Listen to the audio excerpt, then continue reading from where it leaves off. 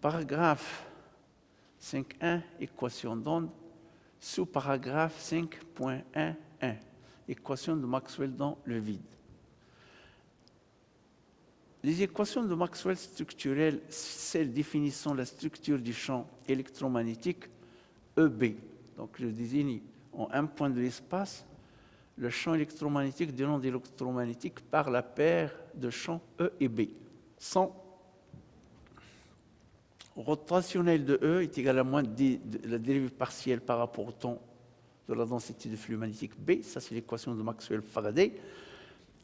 La divergence de B égale à 0, c'est l'équation de Maxwell-conservation de flux. Et celle qui relie ce champ aux sources, ρ et J. ρ, c'est la densité de charge ponctuelle, et J, c'est la densité de courant ponctuel. On a divergence de E est égale à ρ sur epsilon 0, c'est l'équation de Maxwell-Gauss.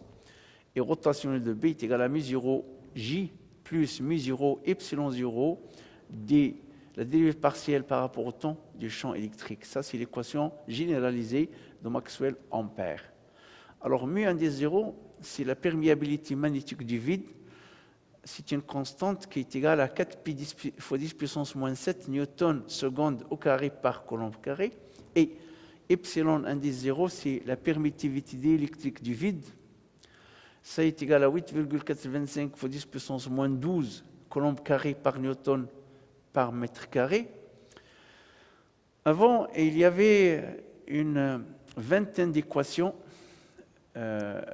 C'est Oliver Heaviside, dont le portrait est là, qui les a condensées en 4 équations. Ces 4 équations-là ici, l'équation de Maxwell-Faraday, l'équation de Maxwell-conservation de flux, l'équation de Maxwell-Gauss et l'équation de Maxwell-Ampère. En l'absence de source, c'est-à-dire dans le vide, on a ρ égale à 0 et J égale à 0. Les deux dernières équations sont également homogènes. Cette équation et cette équation, parce que ρ égale à 0, div de E égale à 0 et rotation de B est égale à mu0J. Ce terme, ça va être nul. Et il nous reste mu indice 0, epsilon des 0, d sur dt du champ E. Alors, cette équation et cette équation deviennent homogènes. Alors, on a les 4 équations sont homogènes maintenant et ne dépendent pas des sources dans le vide. Avec la vitesse de la lumière c est égale à 1 sur la racine de mu0, epsilon 0 est à peu près égal à 3 10 puissance 8 mètres par seconde. Alors, pour s'en apercevoir, il suffit de prendre la valeur de mu0 et epsilon 0, et les deux valeurs ici, et de les calculer et en leur appliquant la racine, et puis en les inversant, on va trouver cette valeur. C, c'est la vitesse de la lumière dans le vide. On voit que les rôles joués par E et B du champ électromagnétique EB sont analogues. L'existence dans le vide d'un champ B variable induit celle d'un champ électrique E. C'est la loi d'induction qui, à son tour, engendre un champ magnétique, terme de déplacement postulé par Maxwell. Alors ici, si E varie, ici, si B varie, en un point de l'espace, il crée un champ E, et réciproquement, si E varie, il crée un B, et donc l'onde se propage de proche en proche, d'un point à un autre dans l'espace. On conçoit que le phénomène électromagnétique puisse se propager de proche en proche dans l'espace. Sous paragraphe 5.1.2, équation de propagation du champ. Pour ça, on va commencer par rappeler les 4 équations de Maxwell. Ici, rotationnel de E est égal à moins la dérivée partielle par rapport au temps de B, divergence de B égale à 0, divergence de E égale à 0, rotation de B est égale à 1 sur c carré de E sur dt. Donc, bien sûr, ces équations sont homogènes parce qu'on travaille maintenant dans le vide. L'équation de propagation du champ électrique E. La première étape, c'est qu'on opère les équations dans lesquelles E apparaît. Cette équation-là, il y a E ici, c'est l'équation de Maxwell-Faraday. Donc on voit que E apparaît dans cette équation. Cette équation, c'est l'équation de Maxwell-Gauss. Donc on voit que E y apparaît. Ici, c'est l'équation généralisée de Maxwell-Ampère. On voit que E y apparaît. Alors l'équation de conservation de flux, on voit qu'il n'y a pas de E. Donc on ignore cette équation. On va travailler avec ces trois équations pour établir l'équation d'onde des champs électriques. La première étape, on ignore l'équation de Maxwell conservation de flux. La deuxième étape, on applique l'identité vectorielle suivante aux deux termes de l'équation de Maxwell-Faraday. Donc on va appliquer rotationnel ici à ρ de E et on va appliquer le rotationnel à ce terme-là aussi. Et on a les deux termes de l'égalité ici. Ici. Alors, comme rotationnel de moins de dB sur dt est égal à moins rotationnel de dB sur dt, qui est égal à moins d sur dt de rotationnel de B. Alors ici, ce terme-là, on va le retravailler un peu là. Dérivé par rapport au temps et ensuite dérivé par rapport aux coordonnées spatiales, ça revient exactement, c'est la même chose que de dériver dans un premier lieu par rapport aux coordonnées spatiales et ensuite dériver par rapport au temps. Ça ne change rien dans le résultat parce que les variables spatiales et temporelles sont indépendantes.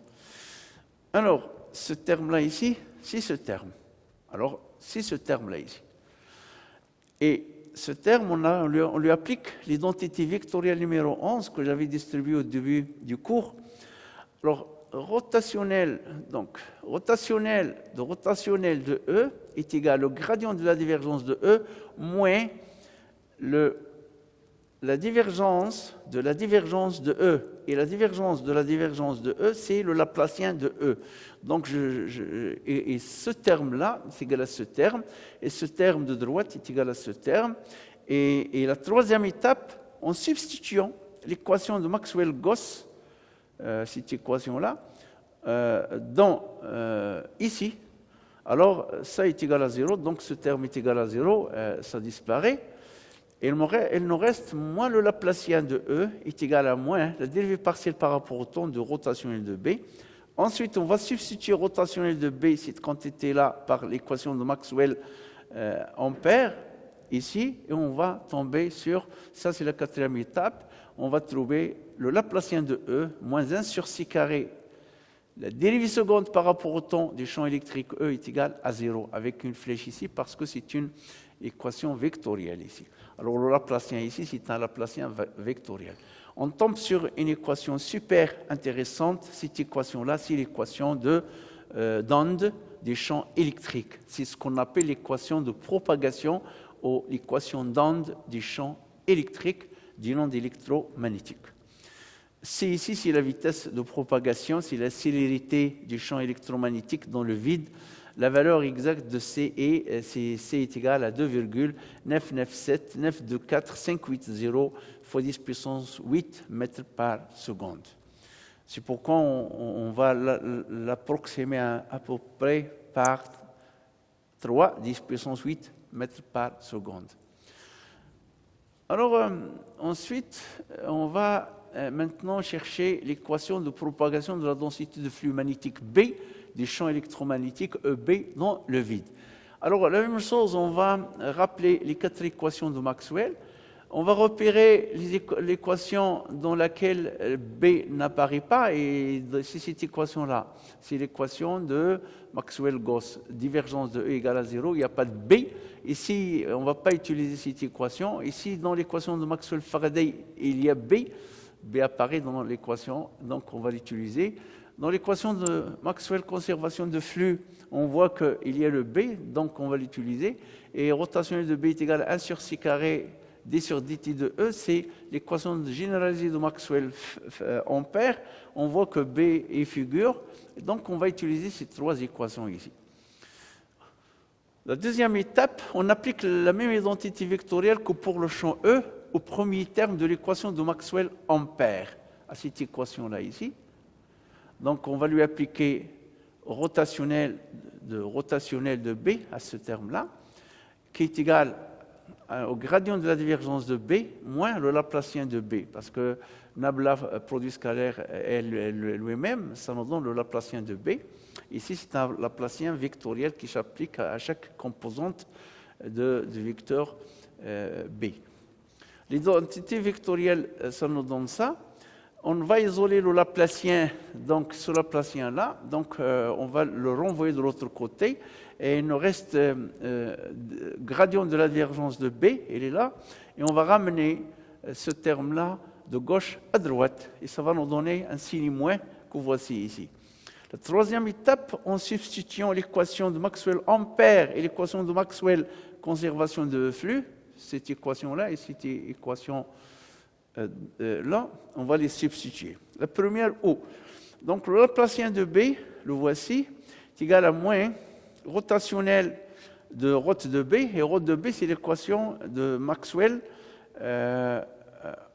ampère. Je remplace ce ρ de B par son expression qui est 1 sur C carré d sur dt de E. Je le remplace ici. Je remplace aussi divergence de B est égal à 0 ici, ça donne 0, donc ce terme-là va disparaître. Il me reste le Laplacien de B est égal à moins, c'est ce terme-là ici, rotationnel de 1 sur C carré d sur dt du champ électrique, qui est égal à moins 1 sur C carré, je vais faire sortir 1 sur C carré, et d sur dt de rotationnel de E. Donc je fais glisser le rotationnel vers E ici, et je fais sortir d sur dt vers l'extérieur. Cela revient à dire toujours comme donc dérivé par rapport au temps, le champ E, et puis dérivé par rapport aux coordonnées spatiales qui est représenté ici par rotationnel. C'est la même chose que de faire la dérivée d'abord par rapport aux coordonnées spatiales en appliquant le rotationnel et ensuite dérivé par rapport au temps. Ça ne change rien dans le résultat, ça nous donne le même résultat. La quatrième étape, l'équation de Maxwell-Faraday conduit. Donc, ce qui nous reste ici, rotationnel de E, c'est l'équation de Maxwell-Faraday. On va remplacer ρ de E par son expression qui est égale à moins d de B sur dt. Et donc, si on le remplace ici, ça va nous donner d sur dt appliqué à d sur dt avec le signe moins, ça va nous donner d carré sur dt carré de B. Et donc, le Laplacien ici, ça va rester moins 1 sur C carré, D carré sur dt carré de B est égal à 0. Alors, on tombe sur la deuxième équation, on tombe sur cette deuxième équation ici pour la densité de flux magnétique qu'on appelle l'équation d'onde du champ magnétique, plutôt de la densité de flux magnétique B. On l'appelle aussi l'équation de propagation de la densité de flux magnétique. Le nom champ magnétique est réservé dans ce cours pour le vecteur H, qui est égal à B sur mu0. Alors, on a presque la même forme. Cette équation ressemble à cette équation formellement. L'équation d'onde du champ, les voici. Donc, le Laplacien du champ électrique E moins 1 sur C carré, la dérivée seconde par rapport au temps du champ E est égal à 0. Et le Laplacien de B moins 1 sur C carré, la dérivée partielle seconde par rapport au temps appliqué à B est égal à 0. Ces équations caractéristiques de la propagation d'onde, aussi les appelle-t-on équations d'onde des champs électromagnétiques. Sous paragraphe 5.1.3, équation des potentiels V et A. Équation de propagation du potentiel vecteur A. Alors, la première étape, c'est qu'on va rappeler ici les équations ponctuelles que nous avons vues durant les chapitres 1, 2, 3 et 4 de ce cours. Alors, on a 6 équations importantes. On a les 4 équations de Maxwell. Ça, c'est l'équation de Maxwell-Faraday. Ça, c'est l'équation de Maxwell-Gauss. Cette équation, c'est l'équation de Maxwell-conservation de flux. Et cette équation, c'est l'équation généralisée de Maxwell-Ampère. On va rajouter à ça l'équation qui dit que le champ électrique, E, des ondes électromagnétiques, dérive du potentiel électromagnétique VA. A, c'est le potentiel vecteur et V, c'est le potentiel scalaire. Et l'équation qui dit que la densité de flux magnétique B dérive du potentiel vecteur et donc B est égal à rotationnel de A. Voici les équations de départ. Donc on va utiliser les équations, ces deux équations et cette équation-là pour trouver l'équation de propagation du potentiel vecteur A. La deuxième étape, on remplace le champ B par son expression dans le premier terme de l'équation de Maxwell-Ampère. Donc on va prendre ce terme-là ici, c'est ρ de B, et ce rotationnel-là ici, il est là. On va remplacer B par rotationnel de A, auquel, à ce terme-là, on va appliquer l'identité vectorielle numéro 11 que j'avais distribuée au début du cours. Et ça est égal au gradient de la divergence de A moins la divergence de A qui est le Laplacien de A. Et donc, le gradient de la divergence de A moins le Laplacien de A est égal au rotationnel de B. Rotationnel de B. Ici. Troisième étape, la substitution de l'équation de Maxwell-Ampère dans le vide. Dans cette équation conduit à gradient de la divergence de A moins le Laplacien de A est égal rotationnel de B. Le rotationnel de B, c'est 1 sur C carré d de E sur dt. La quatrième étape, on substitue le champ électrique E par son expression en fonction du potentiel VA et l'on a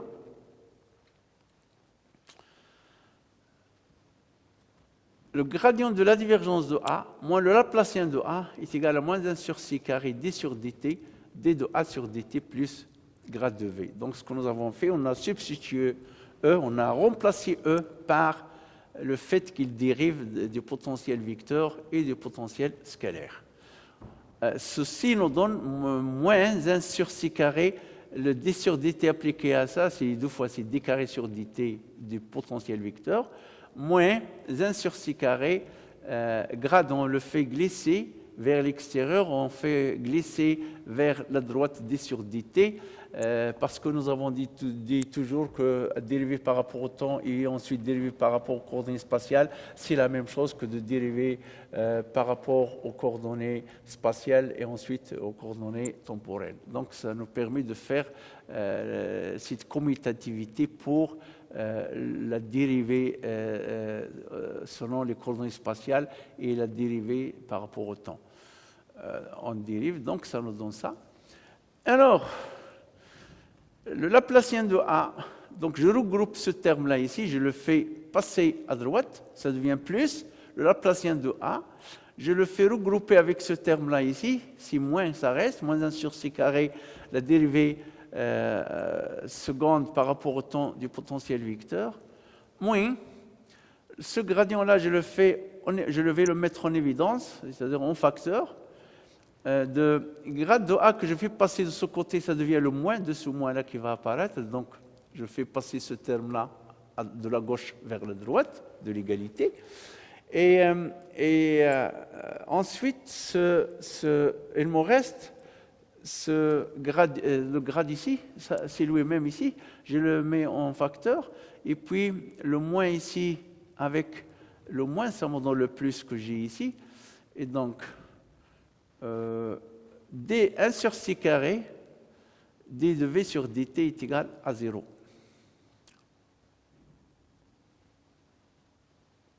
Alors, je fais passer ça ici, et je le regroupe avec ce terme, ça me donne ça. Et je fais passer ça ici, et le moins ici. Donc, le moins grade, je fais le sortir, et ça me reste le plus ici, c'est 1 sur C carré, d de V sur dt. Donc, OK. Alors, ça est égal à 0. Donc, j'obtiens une équation avec deux termes, ce terme-là et ce terme. Ce terme-là, c'est déjà, ça se présente comme une équation d'onde, comme l'équation d'onde que j'ai trouvée pour le champ E et le champ B, c'est exactement la même forme. Et ici, il y a un plus, donc ce n'est pas la même forme que l'équation d'onde, Donc, si j'arrive à me débarrasser de ce terme-là, si je trouve une astuce pour annuler ce terme, donc il va me rester l'équation d'onde pour le potentiel vecteur. Il faut donc annuler le deuxième terme pour obtenir la forme de l'équation d'onde pour le potentiel vecteur A. Mais quelle est la condition qui permet de l'annuler? Donc on doit trouver une condition sur ce terme-là ici. Alors la cinquième étape, d'un point de vue physique, on sait que le champ électromagnétique EB, ou un point de l'espace, était défini sans ambiguïté. Ça, nous l'avons déjà dit pendant le chapitre 1 de ce cours. D'un point de vue mathématique, on sait que le potentiel est indéterminé, c'est-à-dire il existe une infinité de couples VA qui vérifient le système du champ électromagnétique suivant le fait que E dérive du potentiel électromagnétique A et V et le fait que B dérive du potentiel vecteur. Alors, il existe une infinité de couples VA qui vérifient ça, ce qui fait que le potentiel est indéterminé.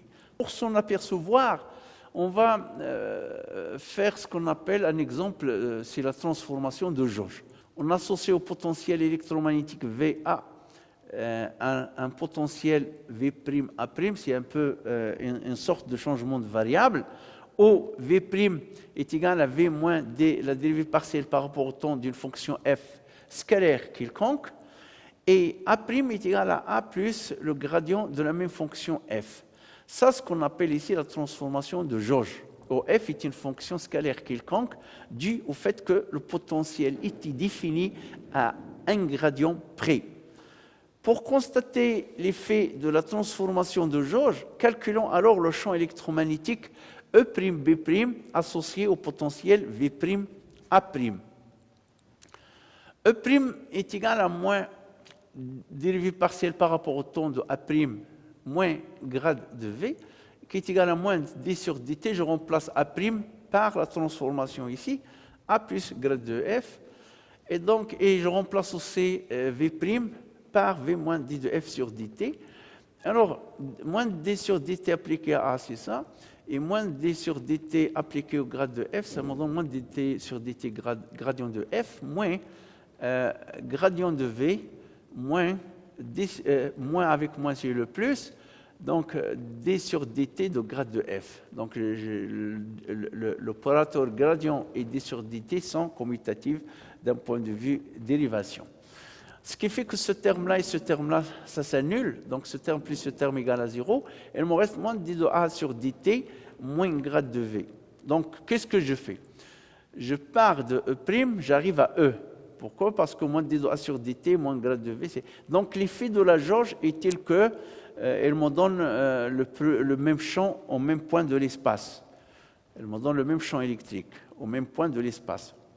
La même chose ici, B' est égal rotation de A', je remplace le rotation A' ici par A plus grade de F et je fais la distribution du produit vectoriel rotationnel de A plus rotationnel de gradient de F. Et ça, c'est l'équation numéro 11 dans les formules, dans les identités vectorielles que j'avais distribuées au début de ce cours. Ça, c'est toujours égal à 0, ça dépasse le cadre de la physique, c'est mathématique, c'est un théorème mathématique, donc c'est toujours égal à 0. Et il nous reste que B' est égal à la rotation de A, qui n'est autre que B. Donc B' est égal à B. Ce qui fait que, comme on voit, que E'B' est égal à EB. Donc l'effet de la transformation de jauge, appliqué à E' et B', ça me donne le même champ au même point. Ça veut dire E' est égal à E et B' est égal à B. Ça me donne le même champ électromagnétique. On dit que le champ EB est une invariance de jauge. On peut donc choisir pour le potentiel VA des jauges différentes. De toute façon, il faut imposer une condition sur le potentiel électromagnétique VA qui permet d'annuler le deuxième terme en question, c'est-à-dire qui permet d'annuler ce terme-là. Donc il faut faire un choix. Pourquoi on va introduire ce qu'on appelle la jauge de Lorentz? Comme le champ électromagnétique EB est invariant de la transformation de jauge, l'invariance de jauge permet donc la liberté du choix de la relation liant le potentiel scalaire V et le potentiel vecteur A. Pour ne laisser que l'équation d'onde pour le potentiel vecteur A, alors je reviens ici, pour ne laisser que cette équation-là, qui est déjà l'équation du potentiel vecteur, il faut imposer une condition à ce terme qui va l'annuler. On impose au potentiel électromagnétique VA une condition qui annule le deuxième terme. Le deuxième terme, c'est ce terme-là ici, de cette équation-là ici. Il faut l'annuler. On impose au potentiel électromagnétique VA une condition qui annule le deuxième terme. On force donc le deuxième terme lui-même à devenir nul. C'est une jauge parmi beaucoup d'autres. On appelle cette jauge la jauge de Lorentz par référence à Ludwig V. Lorentz, qui est un physicien, mathématicien danois. Alors ça, on a le portrait de Lorentz. On impose donc la condition suivante, div de A plus 1 sur c carré d de V sur dt égale à 0. C'est ce qu'on appelle la jauge de Lorentz. Okay? C'est très important. Avec ce choix de jauge ici, on peut montrer que le potentiel scalaire V vérifie lui aussi l'équation d'onde. On va trouver une équation identique à celle-là pour V. Alors, div de A plus 1 sur c carré d de V sur dt égale à 0, c'est ce qu'on appelle la jauge de Lorentz. Okay? C'est très important, cette jauge. Mais cette condition ne définit pas de manière univoque le potentiel. Ça, c'est la condition de Lorentz. Et engendre préalablement une autre condition. En effet, cette autre condition concerne la fonction scalaire f. Il peut s'obtenir en admettant que les deux potentiels V'A' et VA de la transformation de jauge VA, qui est un changement de variable vers V'A', qui laisse invariant le champ EB, doivent appartenir tous deux à la jauge de Lorentz. Formellement, on écrit div de A' plus 1 sur c carré dérivé partiel par rapport au temps de V' est égal à div de A plus 1 sur c carré d de V sur dt qui est égal à 0. Ceci est équivalent que div de A, on remplace A' par son transformé, sa transformation de jauge, et V' par sa transformation de jauge. Donc div de A', ça c'est sa transformation de jauge, plus 1 sur c carré d sur d de t de V', ça c'est sa transformation de jauge V moins d de f sur dt égale à 0. Ce qui va nous donner div de A plus 1 sur c carré d sur d de t de V, ici, plus div, la divergence du gradient de la fonction f, moins ici, 1 sur c carré d sur dt carré de f égale à 0. Soit, cette quantité-là, ça va nous donner le Laplacien de f, moins 1 sur c carré d carré sur dt carré de f est égal à 0. Ça nous donne une autre équation d'onde aussi. C'est l'équation de propagation de f est égal à 0. Donc, ici, on retrouve une équation, donc cette condition-là, existe et est satisfaite si aussi, ici et seulement si, cette condition sur f est aussi satisfaite. Donc on retrouve ça, et puisque ça est égal à 0, donc ce terme égal à 0, il nous reste div de A plus 1 sur c carré d de V sur d de t égale à 0, et la jauge, ça c'est la jauge de Lorentz. Donc pour que la jauge de Lorentz soit valable, il faut que cette condition soit aussi valable, préalablement. Alors, on a cette autre condition. Il faut que f soit solution d'une équation d'onde. Alors, pour que la jauge de Lorentz soit fonctionnelle, il faut trouver une autre condition sur F. Et cette autre condition sur F, la voici. Donc, c'est que F doit remplir l'équation de propagation qui est l'équation d'onde. On peut donc trouver une famille de potentiels électromagnétiques satisfaisant la jauge de Lorentz et différents entre eux de grade de F pour A et de moins d sur d de t de F pour V, à condition que la fonction scalaire F soit solution d'une équation d'onde. Comme ça, la jauge de Lorentz permet d'annuler le deuxième terme de l'équation précédente que je viens de reprendre ici. Donc ce terme-là, c'est la jauge de Lorentz, c'est toujours vrai, donc c'est égal à 0. Et il nous reste le Laplacien de A moins 1 sur C carré D carré sur T carré de A est égal à 0. Donc on tombe sur l'équation d'onde du potentiel vecteur, ou c'est l'équation de propagation du potentiel vecteur. Alors cette jauge particulière s'est avérée pratique, permettant une description totalement relativiste de l'électrodynamique. Ça déborde du cadre du cours de l'électromagnétisme et ça va devenir très utile en électrodynamique. Donc ici, c'est l'équation d'onde du potentiel vecteur du potentiel électromagnétique VA.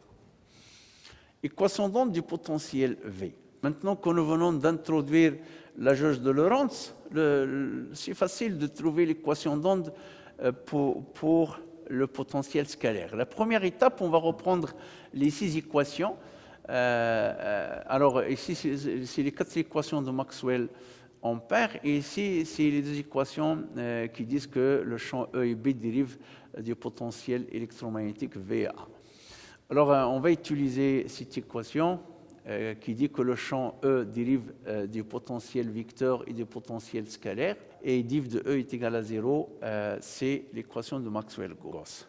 Donc, deuxième étape, on remplace E ici par son expression dans l'équation de Maxwell-Gauss dans le vide, avec ρ, parce que ρ sur epsilon 0, ρ égale à 0 ici, c'est pour qu'on a le terme 0. Alors, div de E égale à 0, c'est équivalent à écrire que div, cet opérateur, c'est celui-là ici, et E, c'est cette équation-là, qui dit que E dérive du potentiel électromagnétique VA. Donc, je le remplace ici. Alors, le moins ici, ça disparaît parce que ça est égal à 0. Et ça, c'est équivalent à écrire que la divergence du gradient de V, c'est le Laplacien de V, plus d sur d de t de la divergence de A. Ça est égal à 0. Troisième étape, jauge de Lorentz, div de A plus 1 sur c carré d de V sur dt égale à 0. Donc j'utilise la jauge de Lorentz. Alors là, on l'utilise déjà. Div de A est égal à moins 1 sur c carré d de V sur d de t. Je fais passer ce terme de l'égalité à droite de l'égalité, il devient le moins. Je remplace div de A par cette quantité ici, et ça me donne le Laplacien de V est moins 1 sur c carré d carré de V sur dt carré égale à 0. Je trouve l'équation d'onde du potentiel scalaire, c'est aussi l'équation de propagation du potentiel scalaire. Donc, je viens de démontrer les 4 équations d'onde pour les champs et les potentiels électromagnétiques. Ainsi, dans la jauge de Lorentz, les potentiels V et A sont découplés et obéissent à la même forme de l'équation d'onde que les champs électromagnétiques E et B séparés.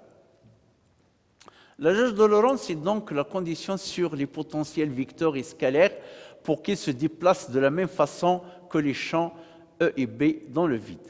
Dans le cas général, où les distributions de charges et de courant ne sont plus nécessairement identiquement nulles, ce qui est hors ce chapitre-là parce qu'on travaille dans le vide, ici j'ouvre juste une parenthèse, les potentiels scalaires et vecteurs vérifient l'équation d'onde inhomogène. Ça c'est inhomogène, pourquoi? Parce que ρ n'est pas égal à 0 et J peut ne pas être égal à 0. Alors que ici, les équations ici sont homogènes. Alors cette équation-là, et cette équation-là sont homogènes parce qu'il n'y a pas de second terme. Ces équations évoquent explicitement que sous la jauge de Lorentz, les potentiels électromagnétiques sont intimement liés par l'intermédiaire du formalisme de la relativité restreinte. En effet, ils sont traités par rapport au temps et à l'espace exactement comme sous la métrique de Minkowski. Le potentiel retardé. Ici, ça nous ramène à revenir sur le potentiel retardé qui a été vu au chapitre 2. Les solutions explicites des potentiels scalaires et vecteurs sont les suivantes. Elles vérifient les équations d'onde inhomogènes, c'est-à-dire ces équations-là, et l'équation de condition de la jauge de Lorentz, c'est-à-dire, il vérifie aussi cette équation-là, qui est la jauge de Lorentz, cette équation-là ici.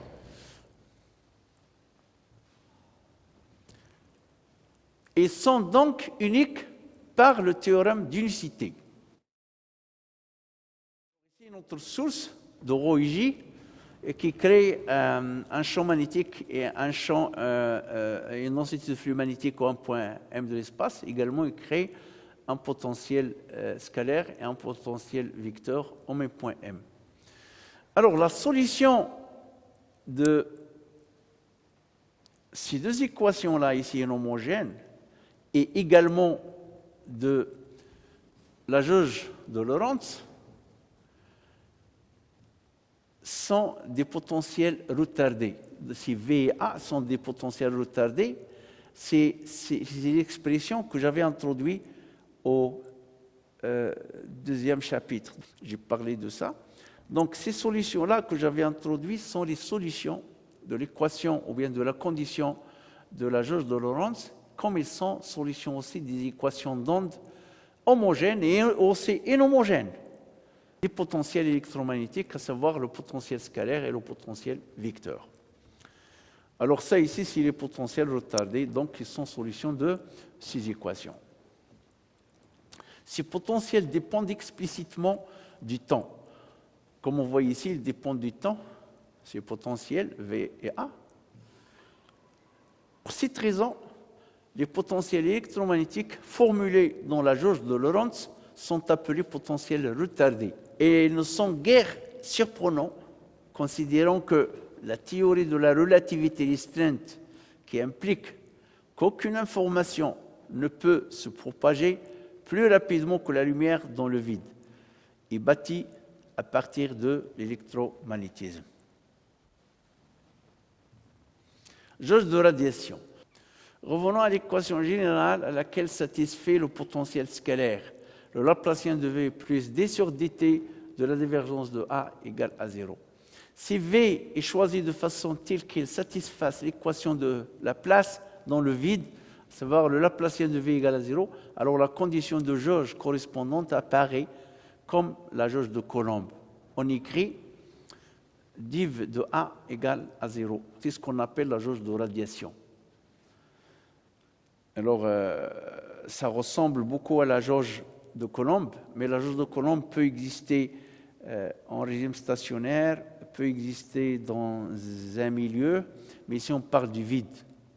Alors, dans le vide, div de A égale à 0, ça s'appelle la jauge de radiation. Loin des sources, dans le vide, cette condition est appelée jauge de radiation. D'ailleurs, à l'infini, un choix possible du potentiel est V égale à 0. Alors, souvent, on a fait des problèmes en électrostatique et on dit que V est égal à 0 à l'infini, parce que toujours le potentiel, on mesure un dp et jamais un potentiel au un point. C'est-à-dire, si on le mesure à un point, c'est par rapport à un potentiel de référence. Et quand il s'agit de V à l'infini, c'est nul, donc le potentiel infini est égal à 0. Dans ce cas, E est égal à moins d de A sur dt et B est égal à rotationnel de A avec V égale à 0. Parce que l'autre terme, moins grade de V égale à 0 parce que V est égal à 0. La forme compacte des équations d'onde. L'écriture de l'équation d'onde peut être condensée en introduisant l'opérateur spatio-temporel d'Alembert ou l'opérateur d'Alembertien. On l'appelle aussi le d'Alembertien, de la façon suivante. Alors ce rectangle ici, c'est l'opérateur d'Alembert, ou bien l'opérateur d'Alembertien, ou bien c'est le d'Alembertien. Alors, le d'Alembertien de E est égal à 0. Ça, c'est 0 grave, veut dire que c'est un 0 vectoriel. Le d'Alembertien de B égale à 0. Le d'Alembertien de A égale à 0. Ou le d'Alembertien de V égale à 0. Et ça, 0 ici, ce n'est pas grave, veut dire que c'est un d'Alembertien scalaire. Par contre, quand j'applique le d'Alembertien à E, ou bien à B, ou bien à A, c'est un d'Alembertien vectoriel. OK. Alors, le d'Alembertien, on le définit de la façon suivante. C'est le Laplacien moins 1 sur 6 carré, d carré, la dérivée seconde par rapport au temps. Soit de E, soit de B, soit de A, soit de V. Ou, donc, le carré ici, le symbole carré est le symbole de l'opérateur d'Alembertien. On l'appelle aussi le d'Alembertien.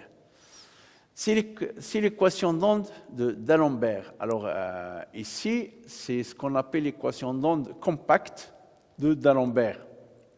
Au-delà d'une simple élégance de forme, cette écriture souligne les rôles analogues joués par les variables d'espace et du temps, précisément la variable Ct. On va voir pourquoi dans ce qui suit. La forme éclatée des équations d'onde. Dans le cas des équations d'onde des champs vectoriels, l'opérateur mathématique laplacien agit sur un vecteur. Et dans le cas des équations d'onde des fonctions scalaires, le laplacien agit sur une fonction scalaire. Formellement, on écrit le laplacien de E est égal à 1 sur 6 carré, la dérivée partielle au carré par rapport au temps du champ E, avec le Laplacien de E est égal, le Laplacien de la composante de E selon la direction x fois le vecteur unitaire EX, plus le Laplacien de E de la composante de E selon y fois le vecteur unitaire selon la direction EY, plus le Laplacien de E, plus le Laplacien de la composante de E selon la direction Z, fois le vecteur unitaire E dz. La même chose pour B, même chose pour le potentiel vecteur. Donc, et pour le potentiel scalaire ici, alors f, ça peut représenter v ou bien une fonction quelconque qui intervient dans la jauge de Lorentz par exemple. Donc le Laplacien de f est égal à 1 sur c carré, la dérivée partielle seconde par rapport au temps de cette fonction f. Si ici v, on va écrire à la place de f ici v, et ça marche. Alors on constate ici qu'on va se trouver avec cette forme éclatée, on va se trouver avec plusieurs équations. Donc ça est égal à la composante EX au carré, donc ça va donner une équation 1, 2, 3, 4, 5, 6, 7, 8, 9. Donc il y a 10 équations.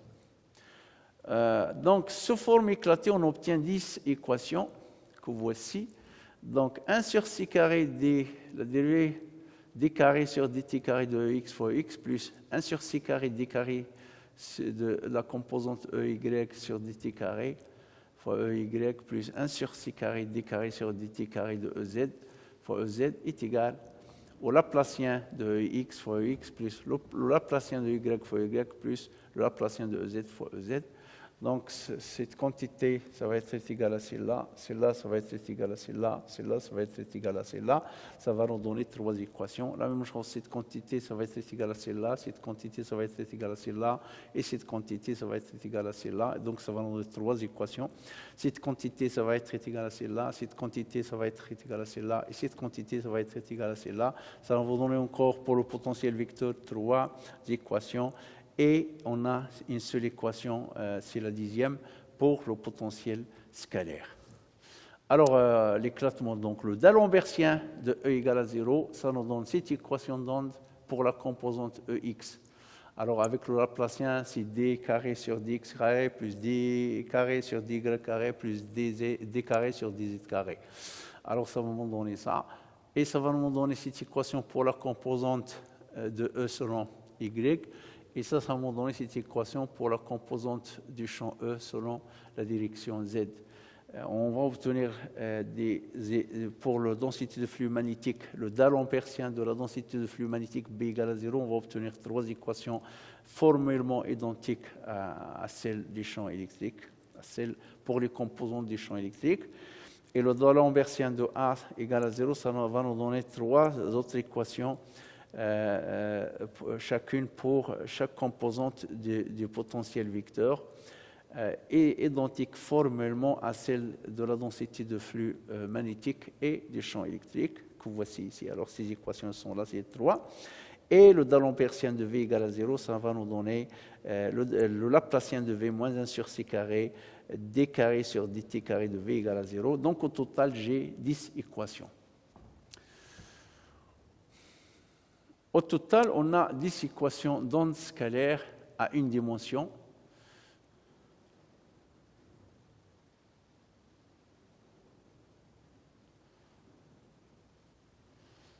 Ce n'est pas encore à une dimension, mais parce que ici, le Laplacien, c'est d carré sur dx carré plus d carré sur dy carré plus d carré sur dz. C'est une dimension relative à la composante Ex, mais c'est dans les 3D. La dérivée, c'est dans 3D. On tombe sur la forme générale de l'équation d'onde qui existe d'ailleurs sous deux formes. Forme vectorielle en 3 dimensions. Donc, quand on a des flèches, c'est le Laplacien du vecteur E, ou bien B, ou bien A. Donc, le Laplacien de psi moins 1 sur c carré, d carré sur dt carré de psi, qui est égal à 0, avec une flèche, le 0 ici, pour indiquer qu'il s'agit d'une équation vectorielle. Les champs et leurs composantes vectorielles entrent dans celle-là. Je parle des composantes vectorielles, ou bien le champ, le vecteur lui-même. Les formes scalaires, c'est le Laplacien de psi moins 1 sur c carré, d carré sur dt carré de psi égale à 0. Alors les fonctions scalaires telles que V et les composantes non vectorielles des champs Ex, Ey, Ez et Bx, By, Bz, etc. Ax entrent dans cette catégorie. La forme générale de l'équation d'onde que nous venons d'établir dépasse le cadre de l'électromagnétisme. On la retrouve dans d'autres domaines, par exemple en mécanique. R ici, c'est l'amplitude d'une corde vibrante. Donc, le Laplacien de l'amplitude de R, moins 1 sur V carré, D carré sur dt carré de R est égal à 0. Ça, c'est l'amplitude d'une corde vibrante, d'une onde mécanique sur une corde qui vibre, qui oscille. On a aussi l'onde de pression acoustique dans l'air, etc. P, c'est la pression acoustique, donc le Laplacien de P moins 1 sur V carré, D carré sur dt carré de P égale à 0, où V est égal à 340 mètres par seconde. Donc, c'est la vitesse des ondes acoustiques dans l'air. Découverte des ondes électromagnétiques. Maxwell résolvait jusqu'en 1876 un des grands problèmes de la physique, sauf qu'il n'avait aucune idée sur ce que c'est qu'une onde électromagnétique. On avait longtemps cru que les ondes électromagnétiques se propageaient dans l'éther. On croyait que c'est un genre de substance invisible qui remplissait l'univers, entre les planètes, etc.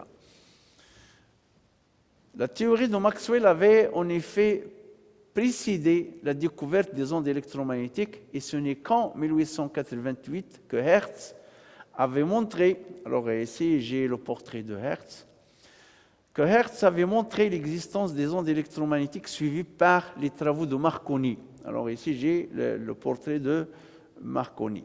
Entre 1895 et 1905, sur les télécommunications sans fil, la TSF, utilisant les ondes radio et le code Morse, et en particulier la première liaison transatlantique par télégraphie entre Terre-Neuve au Canada et l'Angleterre le 12 décembre 1901. Alors, après la découverte des ondes électromagnétiques expérimentalement, et les gens ont fait la preuve que ça existe en réalité, parce que la théorie de Maxwell a été élaborée alors que les gens ne savaient pas qu'est-ce que c'est que les ondes électromagnétiques. Après cette découverte expérimentale, la théorie de l'éther fut abandonnée, c'était aboli, c'était dépassé. Je vous remercie, portez-vous bien et à la prochaine.